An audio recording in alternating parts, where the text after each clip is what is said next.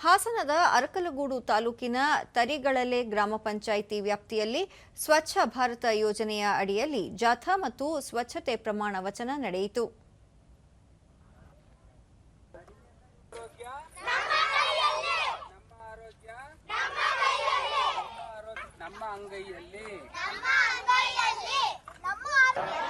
ದೃಷ್ಟಿಯಿಂದ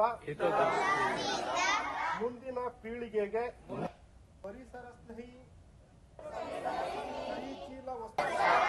ಸುಂದರವನ್ನಾಗಿಸಲು ಶ್ರಮಿಸುತ್ತೇನೆ. ಈ ಸಂದರ್ಭದಲ್ಲಿ ದೂರದರ್ಶನದೊಂದಿಗೆ ವಿದ್ಯಾರ್ಥಿನಿ ಲಕ್ಷ್ಮಿ ಶಾಲೆಗೆ ಶಿಸ್ತಿನಿಂದ ಸ್ವಚ್ಛತೆ ಕಾಯ್ದುಕೊಂಡು ಶುದ್ಧ ಸಮವಸ್ತ್ರ ಧರಿಸಿ ಬರಬೇಕಾದ ಅಗತ್ಯದ ಬಗ್ಗೆ ಜಾಥಾದಲ್ಲಿ ತಿಳಿಸಿಕೊಡಲಾಯಿತು ಎಂದರು. ಸ್ವಚ್ಛತೆ ಎಂದು ಹೇಳಿದ್ದಾರೆ. ಪ್ರತಿ ವರ್ಷ ನಮ್ಮ ಶಾಲೆಯಲ್ಲಿ ಗ್ರಾಮ ಪಂಚಾಯಿತಿ ಅಧ್ಯಕ್ಷರುಗಳು ಸದಸ್ಯರುಗಳು ಬಂದು ಸ್ವಚ್ಛತಾ ಕಾರ್ಯಕ್ರಮವನ್ನು ಮಾಡುತ್ತಾರೆ. ಮತ್ತೋರ್ವ ವಿದ್ಯಾರ್ಥಿನಿ ಭೂಮಿ, ನಾವು ಸಂಚರಿಸುವ ರಸ್ತೆ ಬದಿಗಳಲ್ಲಿ ಸಾರ್ವಜನಿಕ ಸ್ಥಳಗಳಲ್ಲಿ ಸ್ವಚ್ಛತೆ ಕಾಯ್ದುಕೊಳ್ಳಬೇಕು, ಪರಿಸರ ಸ್ವಚ್ಛತೆಯ ಜಾಗೃತಿ ಎಲ್ಲರಿಗೂ ಇರಬೇಕು ಎಂದರು. ಎತ್ತಿ ಹಾಕಬೇಕು. ಆ ಮನೆಯಲ್ಲೂ ಸಹ ಕಸ ಕಡ್ಡಿಯನ್ನು ಎಸೆಯಬಾರದು. ಕಸ ಕಡ್ಡಿಯನ್ನು ಬೆಂಕಿ ಹಾಕಬೇಕು.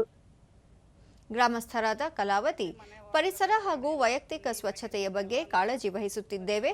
ಮೊದಲಿಗೆ ನಾವು ವಾಸಿಸುವ ಮನೆ ಸ್ವಚ್ಛತೆಯಿಂದ ಕೂಡಿದ್ದರೆ ಬಳಿಕ ಗ್ರಾಮದ ಸ್ವಚ್ಛತೆಯೂ ಸಾಧ್ಯವಾಗುತ್ತದೆ ಎಂದರು.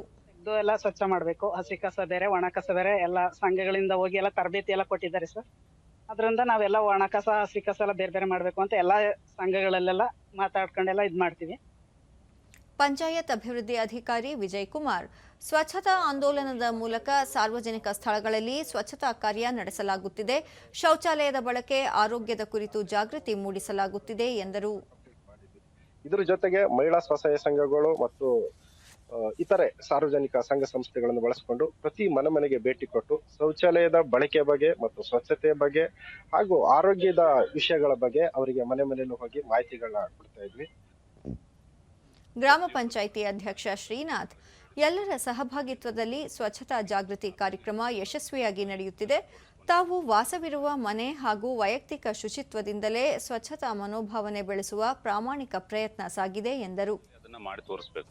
ನಾವೀಗಾಗಲೇ ನಮ್ಮ ಗ್ರಾಮ ಪಂಚಾಯತಿ ವ್ಯಾಪ್ತಿನಲ್ಲಿ ಏನು ಶಾಲೆಗಳಿದ್ದಾವೆ, ಅಂಗನವಾಡಿಗಳಿದ್ದಾವೆ, ಅಲ್ಲಿ ಎಲ್ಲ ಕಡೆನೂ ಕೂಡ ನಾವು ತಿಂಗಳಿಗೊಮ್ಮೆ 15 ದಿವಸಕ್ಕೊಮ್ಮೆ ಬೇರೆ ಬೇರೆ ಪ್ಲೇಸ್ಗಳನ್ನ ಗುರ್ತು ಮಾಡಿಕೊಂಡು ನಾವೆಲ್ಲ ಸ್ವಚ್ಛತಾ ಕಾರ್ಯಕ್ರಮನ ಹಮ್ಮಿಕೊಳ್ತಾ ಇದೀವಿ.